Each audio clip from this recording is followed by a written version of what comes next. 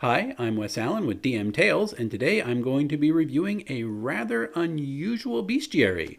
This is a Groat's Worth of Grotesques by G. Edward Patterson III. Let's roll it.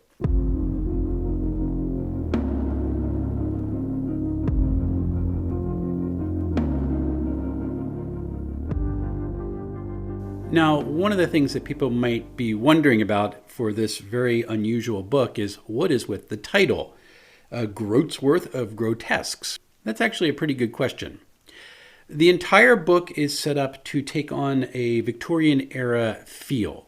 It's got that voice, and the author takes on the persona of a slightly deranged, what we would call a cryptozoologist, in order to describe all the different creatures that are presented here in this work.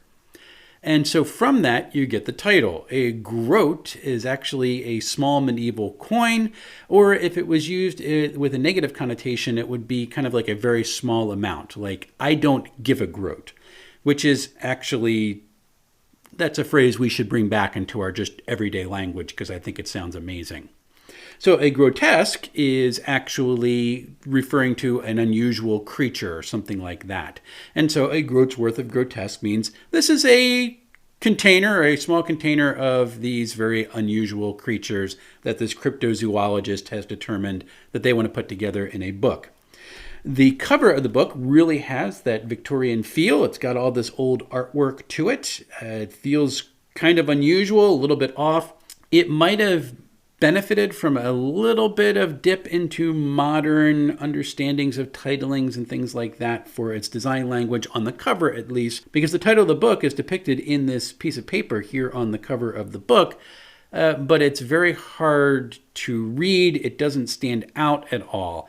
And in fact, as I was going through and preparing my review, I constantly had to go back and think to myself, what was the name of the book again? It just doesn't pop on the cover. Fits for the motif of what's going on inside the book, but for modern readers, it just kind of looks a little weird. So maybe some more modern design for the cover page would have really benefited the work at this point. Doesn't detract from anything on the inside, but it's just something to keep in mind. The book is 252 pages, so it is, a little bit thick. There's not a whole lot of fluff that's inside of it, so there are quite a number of beasts that are in here. All the entries are system agnostic for the most part. It does point out where there are some deviations where it changes the way that it calls for saving throws. Sometimes it's classic understanding of poison or death ray or petrify paralysis. And other times it will use kind of a modern terminology by saying save a dexterity or save a constitution. So it does point out that this happens in the book. Pretty much the reasons why it happens is just because it feels better in that context for the creature. Any GM can really adapt this work to just about any game on the planet. Although the way that things are structured, it probably would be a little easier for old school Renaissance games than for modern games, just the way it's designed. But again, it can be used for anything. The artwork is all public domain imagery, which has a Victorian flair, so they probably come from that era. They're that old. Some have been tweaked by the author to fit his needs, as with this D20 cloud image that kind of looks like it was almost out of a Monty Python movie that's on the interior cover page. So really like it. The Victorians were rather weird. You can see that even on the interior, some of the interior artwork. And some of these images, I fear, act as a little bit of an inkblot test for my own personality, which kind of show how screwed up I am.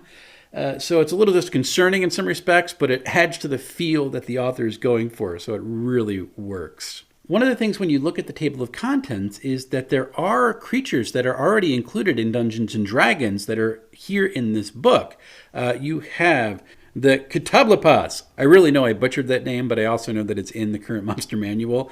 It appears in here. You have clerics, you have crocodiles, you have dragons, even a basilisk serpent shows up inside this book. And it's really kind of interesting because the artwork of each of these creatures is so different than what appears in the official D&D works that it gives these different entries a totally different feel. Let's look at the basilisk serpent as an example. Basilisks have been part of D&D for as long as I can remember, but here is a completely different understanding of how they are designed to look and function. And indeed, the way that the creature is designed is completely unlike anything that exists inside Dungeons and Dragons at this point. This book really feels a little bit like Miss Peregrine's Home for Peculiar Children, which used antique photos in order to create characters. So I think this really adds to the coolness of this book, gives it that really off-kilter feel to it. I mean, this crocodile just looks bizarre. So if you're playing a game and someone mentions a basilisk, folks who are familiar with Dungeons and Dragons have a preconceived understanding of how this creature is going to function and how we're going to defeat it. And you throw one of these into the game and suddenly all bets are off. It looks completely different. It feels completely different, and its ability scores are completely different. This really is cool. So if you want to throw your players a curveball, throw a common D&D creature that appears in this book into your table session and watch them be confused when their normal ways of attacking and defeating them just don't work at all. This is one of the coolest aspects of this book, and I really like it. As I pointed out, the style of the book is designed to take on that Victorian feel. That is both a strength and a weakness. The shortcomings of the cover I already pointed out. But here on the interior text, you can see that the title font is very flourished and flowery. And sometimes that can make the titles a little bit difficult to read. I tend to be much more of a minimalist understanding when it comes to titling fonts and things like that. And so this throws me for a little bit of a hook. It looks cool. It fits the mold that this book is designed to fit into, but it's a little bit difficult to decipher sometimes for modern readers. The nice thing about it, however, is that often in this paragraph where they describe the creature, the name of the creature is often in the first sentence, and so it helps to decipher the title font if something feels a little bit more difficult to read. Again, this isn't a huge knock on the book or the work. It's just something to keep in mind, so if you ever get frustrated, you can actually look in and see where the title is down here. Most entries fit on a single page, such as here with I'm going to try it again, Katab Lepas, and totally butchering that name. I'm putting this in here deliberately to show what a doofus I am, but you can see that it all fits on one page. The entries start with a short description that comes either from the Victorian era or all the way back to antiquity. So there are a couple quotes in here apparently from Pliny the Elder, who died at Pompeii. Little bit of a history lesson there for you. That's followed by a general paragraph on the way the creature functions and their abilities. And then on the bottom, there is a framework on which you can develop the creature for your table. Again, just because of the way that these entries are developed, it seems to be better suited for an OSR game. There's no general statistics for the creatures, for example. You'd have to come up with those on your own, but you can do that if you want to. You have the basic attacks described. You have the equivalent for the armor class. So if you're using ascending or descending AC, all you have to say is, oh yeah, whatever leather armor is, and their HDs, like always, are a D8 rolled for the number of hit dice they have. The movement is interesting, as fast as a turtle. So if you know what a turtle moves in your game, you can come up with a movement rate for the creature that comes in a groat's worth of Grotesques. No special attacks for that, but if there were any, they would be down here. Occasionally, there are full-page images of the creatures that are depicted, and this is a Victorian line drawing of what this animal would look like. Really kind of bizarre, kind of fascinating, and not as stylized as the more modern takes on it. So if you throw this out, people will go, well, it kind of looks like that, but they don't really know. And that's, again, part of the strength of the book.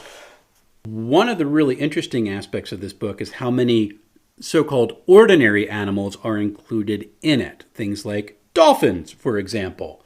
But because the Victorian imagery of creatures that they didn't have things like photographs for and naturalistic drawings hadn't quite taken hold in the common mindset for a lot of folks, you have these extraordinarily stylistic understandings of dolphins where they kind of look like semi-winged dogfish. It's just very strange. And again, this lends itself to how the book is just demonstrating this weird recognition or this weird embrace of the world around the culture in which it was formed, that very cryptozoological framework of this Victorian persona that the author takes on. And so you can throw creatures like this in your game and have people just going, what on earth is happening? It just makes things feel weird, and that's really cool. And then you have typical D&D creatures like a dragon, which does get a more than a one-page spread, and they get some very interesting attacks that you can really build on. And again, it gives you this framework to reimagine a dragon in your game that takes it away from old school D&D or 5e, or even in the ways that they're portrayed currently in OSR games. You can come up with your own concept and breathe new life into these creatures, which is really nice. So if you haven't figured it out by now, I think this book is actually rather cool. I'm not going to go through and just add every monster that I encounter in it to my game. And really no bestiary is like that, but this one is even a little bit more that way, just because of how it's designed. All the creatures really have that kind of, we just turned it 4 degrees from normal feel to them. And so it makes these beasts feel like they're going to be more appropriate for very specific situations. I would probably use them if people went into kind of a deformed landscape, or if there was a dream sequence that went on, or a god was like testing them in some kind of ethereal way for their readiness to take on a big quest or something. That's really how I would kind of pull these creatures in and let them function in either of my games, my 5e table or my basic fantasy RPG table. If you want to pick up a Groat's worth of Grotesques for yourself, it can be had at Drive-Thru RPG, and it is $4.99 for the PDF only and $14.99 for the combination PDF and print book, and it comes as a nice soft cover, perfect bound book. You can toss this around. It's not going to last forever, but it works really well. So if you want to add some weirdness to your campaigns and get a kind of this very strange dreamscape-like feel to it, then you really should go pick up a Groat's worth of Grotesques and see what you can add to your campaigns. I don't think you'll be disappointed. Next week, I'm going to be reviewing a RPG that is basically Stranger Things in RPG form. We're going to take a look at Kids on Bikes. Until then, happy Thanksgiving and happy playing, everyone.